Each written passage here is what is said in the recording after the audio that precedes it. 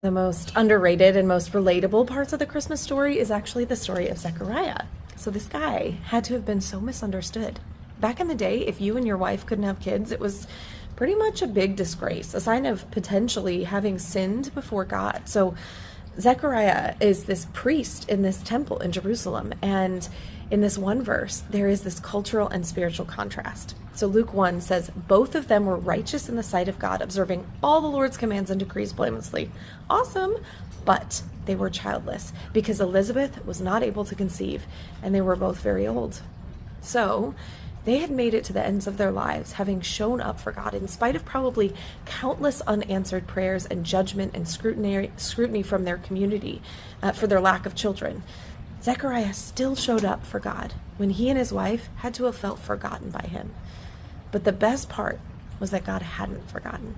He had been preparing. He'd been timing things just perfectly for the coolest surprise and blessing. So back then, priests only got to go and serve in the most holy part of the temple if their stone was drawn. It was like a sort of lottery. It was kind of their way of letting God pick who he wanted to talk to that day, instead of letting human decision kind of get in the way of all of that. So on exactly the right day, after years of unanswered prayer and unfulfilled longing, Zechariah's stone was drawn. He got to go burn incense in the most holy of holy parts of the temple, where scripture actually talks about being essentially the footstool of God's throne, where his presence dwelled. The Bible actually talks also about how this burning of incense was a way of filling the throne room of heaven with prayer and sacrifice to God. And as Zechariah was in the presence of God that day, he has a run-in with an angel, and he says, "Don't be afraid, Zechariah. Your prayer has been heard. Your wife Elizabeth will bear you a son, and you are to call him John." Zechariah had to be like, my prayer is answered? Like the prayer I prayed 20 years ago and a million times since? Okay, well, better late than never, I guess. But the thing is, God knew the exact moment when John the Baptist had to be born to make a way for Jesus.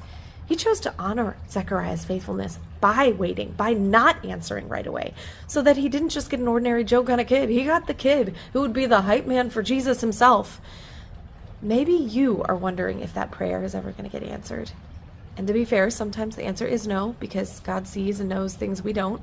But sometimes the answer is just not yet.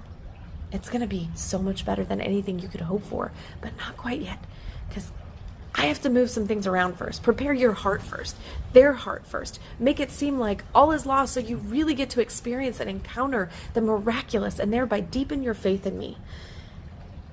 Keep showing up. Keep praying. God is working, and God never wastes our obedience in him.